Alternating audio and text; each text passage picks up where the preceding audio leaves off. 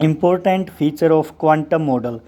तो जो Schrödinger equation आई थी उसके बेस पे और हाइजेनबर्ग अनसर्टेनिटी प्रिंसिपल, एक नई साइंस स्टार्ट हुई थी जिसको क्वांटम मैकेनिक्स और क्वांटम मॉडल बताया गया था। उसके कुछ पॉइंट हैं। तो electron in an atom have only quantized value of energy. अब ये क्वांटाइज्ड वर्ड बार बार आता है, फिर बता देता हूँ। एक तो आपको मान लीजिए सीढ़ियों पे बिल्कुल रैंप चढ़ाया हुआ है, सीढ़ियाँ नहीं काटी गई हैं, बिल्कुल आपका प्लेन है और एक वो कंटिन्यूस सरफेस है, और सीढ़ियाँ हैं आपकी वो कंटिन्यूस नहीं है, डिसकंटिन्यूस हैं, स्टेप बाय स्टेप है। या आप ऐसे कह सकते हो, आपकी मान लीजिए आपको टैक्सी लेके कहीं जाना पड़ा, तो टैक्सी में स्पीड वाला जो मीटर है वो तो कभी कुछ आएगा कभी कुछ आएगा, तो वो तो कंटिन्यूसली वेरी करता रहता है। लेकिन आपका फेयर है वो 10 रुपये, 15 रुपये, 16 रुपये, 17 रुपये ऐसे बताएगा वो आपको, तो वो क्वांटाइज्ड वैल्यू है। तो क्वांटाइज्ड में और कंटिन्यूस में फ़र्क इतना ही है। स्पीड मीटर है टैक्सी का, वो कंटिन्यूस वेरी करता रहता है, भाई किसी टाइम पे 60 है, 70, 69, 65, जो भी वो हर टाइम पे वेरी करता रहता है। लेकिन आपका फेयर है, किराया है, वो आपको ऐसे बताएगा, या तो 50 रुपये हो गए भाई, 60 रुपये हो गए, आपको ऐसे बताएगा, तो वो क्वांटाइज्ड है। तो एनर्जी है इलेक्ट्रॉन की, उसने बता दी क्वांटाइज्ड है, कॉन्टीन्यूस नहीं होती। These quantized value of energy are obtained from solution of Schrodinger wave equation. जो वेव इक्वेशन थी जो 3 डायमेंशन में कल बताई थी लास्ट टाइम, वो वहाँ से मिलती है हमें एनर्जी की वैल्यू। फिर उसमें जो साई था, amplitude of electronic wave, electron चलते रहते हैं एटम में, इलेक्ट्रॉन मूवमेंट करते रहते हैं, उनकी एक वेव मोशन की इक्वेशन दी गई थी। उसमें साई क्या था, एम्पलीट्यूड ऑफ वेव था, वो इलेक्ट्रॉनिक वेव का एम्पलीट्यूड था उसकी, तो हमें ज़्यादा कुछ फिजिकल सिग्निफिकेंस है नहीं। लेकिन कल भी बताया था कि साई स्क्वायर है, वो बताता है probability of finding electron, electron को पाने की प्रोबेबिलिटी उस पॉइंट पे कितनी है। कल ही आपको एग्जांपल दिया था, जैसे घर पे रहने की आपकी प्रोबेबिलिटी सबसे ज़्यादा है, लेकिन ज़रूरी नहीं है आप घर पे ही रहो, तो आपकी प्रोबेबिलिटी है भाई, संभवतः आप घर पे ही मिलोगे। By finding psi square we can find space in which probability of finding electron है, वो मोर है, और उस स्पेस को हम क्या कहते हैं, ऑर्बिटल। ऑर्बिटल कल बताया था 3 डायमेंशनल स्पेस है जिसमें इलेक्ट्रॉन की पाने की संभावना मैक्सिमम है। Next point, since an electron can have many wave function, भाई इलेक्ट्रॉन के पाथ कई हैं, किसी भी पाथ में किसी साइड में जा सकता है। आप घर से आप खेत की तरफ जा सकते हो, ग्राउंड की तरफ जा सकते हो, चाचा घर पे जा सकते हो, ऐसे इलेक्ट्रॉन कहीं भी जा सकता है। तो ऐसे ही काफ़ी सारे एटॉमिक ऑर्बिटल पॉसिबल हैं। फिर इलेक्ट्रॉन हैं अलग अलग एटम के हैं, ऐसे ही जैसे मान लीजिए आप भी अलग अलग घर से हो, तो आपके घर की शेप, साइज़ सब कुछ अलग अलग है। ऐसे ही इलेक्ट्रॉन के जो एटॉमिक ऑर्बिटल हैं उनके सबकी अलग अलग शेप, साइज होगी। The wave function psi contain all information of electron, और जो वेव फंक्शन है उससे ये हमें सारी इनकी वैल्यू निकलेंगी। वो एक मैथमेटिकल इक्वेशन थी, वो सोल्व कर ली गई है, वो अलग अलग के लिए। उससे हमें इसकी energy, shape, type of orbital और ऑर्बिटल की शेप कैसी होगी, वो सब वेव फंक्शन साई बता देगा हमें। वो हमें देखनी नहीं है, हमें निकाली निकुली मिलेंगी भाई। क्वांटम नंबर, उसके बेस पे जब इसको सोल्व किया गया तो कुछ नंबर दिए गए हैं, जो वो ही जो क्वांटम नंबर हैं वो ही हमें बताएंगे कि उसकी एनर्जी क्या होगी, उसका सेल कौन सा होगा, के सेल है, एल सेल है, एम सेल है, या उसमें सब सेल कितने होंगे, सब सेल भी आएंगे, सेल के आगे फर्दर पार्ट हैं भाई।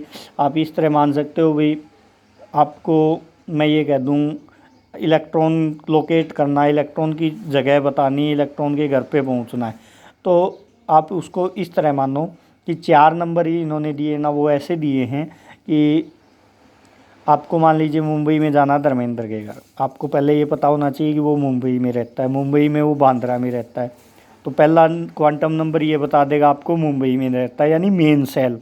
उसके बाद उस जगह का नाम है स्पेशल बांद्रा, बांद्रा पैलेस, तो बांद्रा में रहता है, तो वो सब सेल हो गया भाई इलेक्ट्रॉन का। फिर तीसरी चीज़ आपको ये पता करना पड़ेगा भाई वो किस सेक्टर में रहता है, किस सेक्टर में, वो सेक्टर आपको एक और चीज़ आएगी जिसको हम ऑर्बिटल बोलते हैं, उसके बाद उसके घर में कितने हैं, यानी उसके घर में भी काफ़ी सारे रूम हैं, उन रूम में कितने आदमी हैं, 2 आदमी हैं, 4 आदमी हैं, वो 4th नंबर बता देगा। तो ये क्वांटम नंबर लोकेट कर देंगे इलेक्ट्रॉन को। जैसे हमने किसी पर्सन को लोकेट करना तो हम ऐसे पता करेंगे वो किस डिस्ट्रिक्ट में है, किस उसका डिस्ट्रिक्ट क्या है, स्टेट क्या है, उसका मकान नंबर क्या है, उसके मकान में आदमी कितने हैं। तो ऐसे ही क्वांटम नंबर हैं। तो quantum number are set of 4 number which give complete information about all electron in atom, their energy, orbital, shape and orientation. उनकी क्या एनर्जी है, क्या उनकी और कौन कितने ऑर्बिटल हैं, ऑर्बिटल की शेप कैसी है, वो सब क्वांटम नंबर बताएंगे। Principal quantum number, this quantum number tells about the main shell to which electron belong. इसकी n है, n की काफ़ी सारी वैल्यू हो सकती हैं, 1 2 3 4 सो ऑन, काफ़ी सारी वैल्यू हो सकती हैं। इलेक्ट्रॉन के कई सारे सेल हो सकते हैं जिनको हमने KLMN सेल, ये तो आपने पढ़े हुए भी हैं भी। K सेल है, न्यूक्लियस के बाहर सेल देखे ना आपने, K सेल, फिर उससे बड़ा बाहरी side L shell, M shell, N shell. तो इससे हम एनर्जी भी निकाल सकते हैं, जो फार्मूला था 1312 Z² किलो जूल पर मोल। यहाँ n की वैल्यू मिल जाएगी, n आप पुट कर दोगे यहाँ से कि K सेल है तो 1, L सेल है तो 2, इससे आपकी एनर्जी ऑफ इलेक्ट्रॉन मिल जाएगी। नेक्स्ट आपका है एजीमुथल या एंगुलर क्वांटम नंबर बोलते हैं इसको, एंगुलर क्वांटम नंबर। देखो पहले आई थी मीन, कुछ लाइन मिली थी आपने, वो लाइन फर्स्ट बताता, उसके बाद लाइन के अंदर लाइन आई, कुछ मैग्नेटिक फील्ड में लाइन स्प्लिट अप होगी। वो सब इन्हीं के कारण है कि उनके अंदर भी और जगह हैं जहाँ से इलेक्ट्रॉन हैं वो मान का ट्रांजिशन हो सकता है। अभी K सेल से L सेल हुआ था, L सेल से M सेल हुआ था, और इन सेल के अंदर भी सेल हैं, सब सेल बोलते हैं जिनको, वहाँ से भी ट्रांजिशन हो सकता है। इस कारण एक के बाद एक लाइन मैंने कहा था ना, ये मैग्नेटिक फील्ड में भी लाइन स्प्लिट अप हो जाती हैं, इलेक्ट्रिक फील्ड में भी लाइन स्प्लिट अप हो जाती हैं। उनका कारण ही यही है कि सेल के अंदर भी सब सेल है, वहाँ से इलेक्ट्रॉन का ट्रांजिशन हो सकता है। फिर ऑर्बिटल हैं काफ़ी सारे, उनके अंदर से इलेक्ट्रॉन एक दूसरे, मान लीजिए K सेल से L सेल में गए, L से M में गए, M से N में गए, जो आपने हाइड्रोजन का लाइन स्पेक्ट्रा बोर ने एक्सप्लेन कर दिया था वो वाला।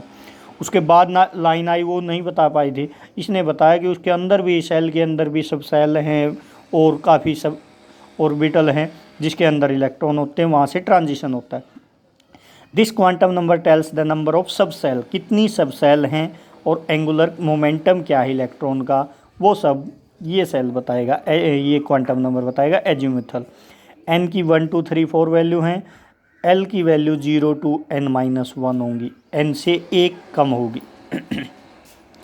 n की वैल्यू क्या, l की वैल्यू क्या होगी, 0 to n-1, n 1 है तो 0 होगी, ठीक है, 2 है तो 0 और 1 होंगी l की वैल्यू। 3 है यानी K shell, L shell, M shell, N shell हैं, उनके लिए 0 0 1 0 1 2, ये फार्मूले से 0 1 2 3। 0 के लिए आप डिनोट करोगे S सब सेल है, ठीक है, 1 के लिए P सब सेल, 2 के लिए D सब सेल, 3 के लिए F सब सेल। ऐसे सब सेल दे दिए भाई, सेल के अंदर हैं, आगे पार्ट हैं जिनको हमने नाम दे दिया, shell S shell, P shell, D shell, F shell. कहीं भी L की वैल्यू 0 उसके लिए S सब सेल है, 1 वैल्यू है उसके लिए P सब सेल है, D 2 के लिए, 3 के लिए F सब सेल।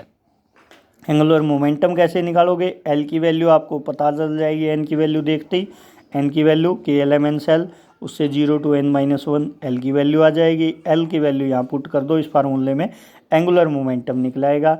इस फार्मूले से ये उसमें आते हैं आपके नीट वगैरह में, मान लीजिए आपको कि L सेल ये KLM सेल दे दिया, M सेल में आप बताओगे कि इसके लिए 0 1 2 वैल्यू है, यहाँ पुट करके आप उसका एंगुलर मोमेंटम बता दोगे। तो ये नीट वगैरह में आते हैं, सिंपल है वैसे। मैग्नेटिक क्वांटम नंबर, उसके बाद मैग्नेटिक फील्ड में लाइन स्प्लिट अप हो रही थी, उसके लिए एक नया क्वांटम नंबर दे दिया। This quantum number helps to determine number of orbital, कितने ऑर्बिटल है, सब सेल आया, सब सेल के अंदर भी कुछ पार्ट हैं जिसको हमने ऑर्बिटल का नाम दे दिया भाई। m की वैल्यू कैसे निकाली जाएंगी, -L to +L। तो this quantum number tells about number of orbital, कितने ऑर्बिटल उसके अंदर हैं, ऑर्बिटल कितने हैं उसको हम m से डिनोट करते हैं, और इसकी value -L to +L including 0, n आ जाएगा, n से l आ जाएगा, और l से आप m की वैल्यू निकाल लोगे। l बराबर 0 था, s सब सेल था आपका, l बराबर 0, s सब सेल, m भी 0 आ गया, इसके लिए सिर्फ एक ऑर्बिटल होगा। l बराबर 1, m की वैल्यू क्या होंगी फिर -1 टू 0 टू +1, यानी p में p सब सेल के अंदर 3 ऑर्बिटल हैं, जिसको हमने नाम दे दिया px, py, pz। भाई किसी ये s का घर है, इसके अंदर एक ही कमरा है, p का घर है जिसके अंदर 3 कमरे हैं, तो l बराबर 2, d सब सेल है, ऊपर देखो l बराबर 2, d सब सेल है, m बराबर -2 0 +1 2 5d ऑर्बिटल, यानी और d में कितने मका d का कोई बच्चा है, उसके 5 रूम हैं उनके घर पे, बस ये बताता है। Last, this quantum number tells about the spin off electron, वो क्लॉकवाइज स्पिनिंग कर रहा है या एंटी क्लॉकवाइज, अगर +1 है तो क्लॉकवाइज बोल देंगे, -1/2 है तो एंटी क्लॉकवाइज। तो अब आप मान लीजिए मैं ऐसे दे देता हूँ 5d बोल देता हूँ आपको, तो आप इलेक्ट्रॉन का बता सकते हो कि 5d का मतलब क्या है कि n बराबर तो 5 है यहाँ, यानी मेन सेल इसका 5वें वाला है, KLMNO वाला O सेल है इसके अंदर, फिर इसके अंदर D सब सेल है, और D के अंदर भी अगर आगे वैल्यू दी हुई हैं ये वाली तो बता देंगे कि ये जैसे PX PY Z है, ऐसे D के 5 नाम हैं। तो हम इस तरह से हम उसके घर तक पहुंच सकते हैं, इलेक्ट्रॉन कहाँ रहता है, कहाँ पाने की उसकी संभावना ज़्यादा है, वो इस तरह डिनोट करके हम बता सकते हैं, ये हेल्पफुल होगा हमारे लिए। जैसे n बराबर 2, l बराबर 1 ये गिवन है, n बराबर 5, l बराबर 3 गिवन है, आपको इसकी ऑर्बिटल बताना है कि कौन सा इसका एड्रेस होगा इलेक्ट्रॉन का।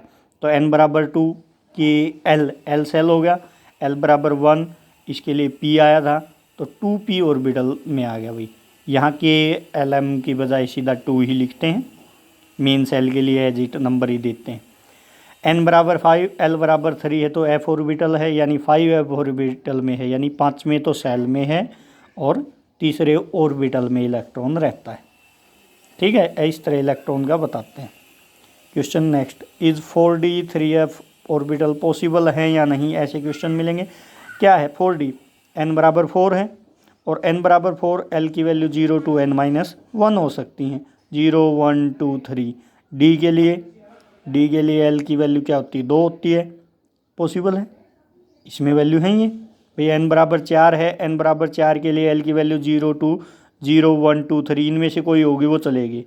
d के लिए 2 है, इनमें से है तो बिलोंग करता है, यानी पॉसिबल है। n बराबर ये पॉसिबल है या नहीं, n बराबर 3, l बराबर 0 1 2, f के लिए तो 3 वैल्यू है, इसमें शामिल नहीं है, तो ये this is not possible. n बराबर 3, l बराबर 2, m बराबर 0 पॉसिबल और नॉट, ये बताना है कि ये पॉसिबल है नहीं।